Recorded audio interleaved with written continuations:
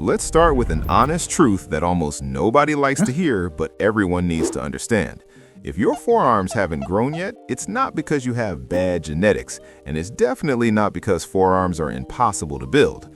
It's because forearms don't grow by accident. They don't magically appear from doing a few curls and hoping for the best. Forearm development is not secondary to arm training. It's not a bonus muscle group, and it's not something you tack on at the end of a workout when you still have energy. Strong, well-developed forearms are built through deliberate, structured work applied consistently over time. And the people with impressive forearms didn't get them by luck. They earned them through years of gripping, holding, carrying, and controlling weight when everyone else avoided it. Forearms are highly functional muscles that play a critical role in gripping, lifting, stabilizing, and controlling movement, which means their growth depends not just on how heavy you lift, but on how long and how well those muscles are exposed to tension, load, and duration.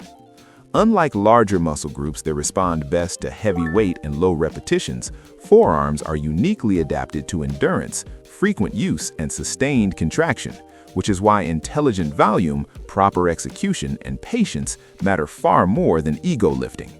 A complete forearm training system must be organized around three foundational components: grip strength, wrist flexor and extensor strength, and overall forearm thickness. And if you neglect even one of these, your results will always be incomplete. Grip strength forms the absolute base of forearm development and is easily the most overlooked factor. Without strong grip endurance and isometric strength, forearms simply cannot be loaded enough to grow, no matter how many curls you do.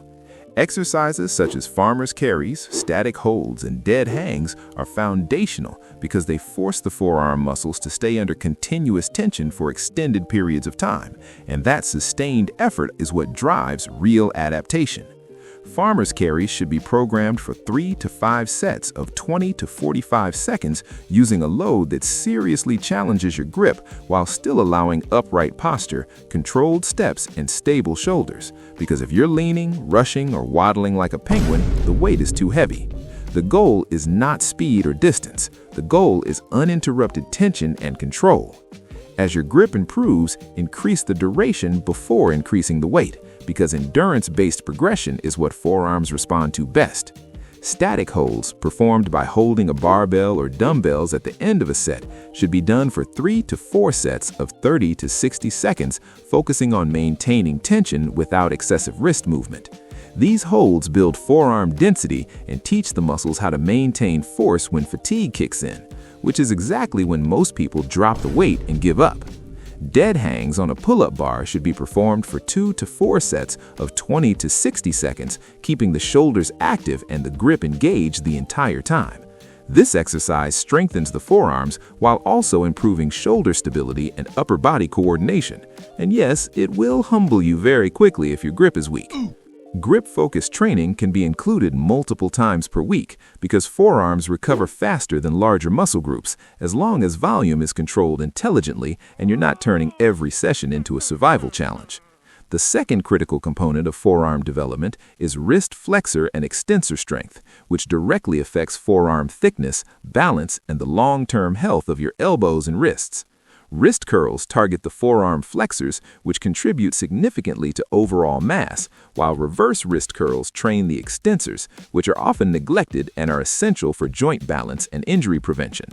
Wrist curls should be performed for 3 to 4 sets of 12 to 20 repetitions using moderate weight, slow tempo, and full range of motion, allowing the wrists to stretch fully at the bottom and contract deliberately at the top.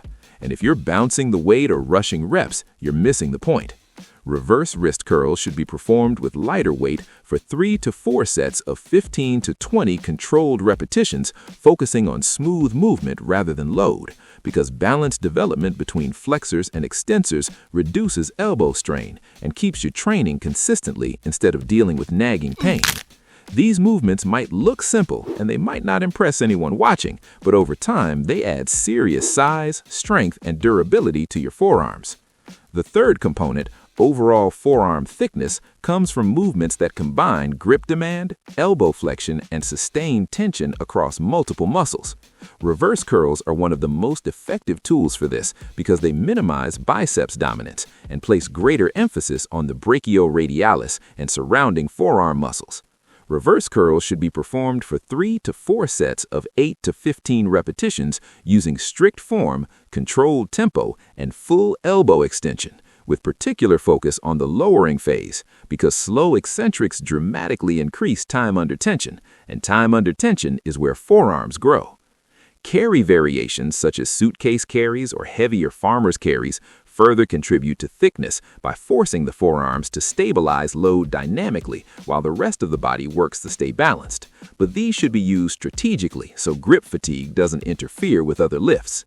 Across all forearm training, one principle matters more than almost anything else: time under tension. Forearms respond incredibly well to longer sets, slower eccentrics, and sustained contraction, which means rushing reps, swinging weights, or relying on momentum does nothing but increase joint stress without improving results. Forearms can generally tolerate higher training frequency than many muscle groups, typically 2 to 4 sessions per week, provided total volume is controlled intelligently and proper warm-ups are prioritized.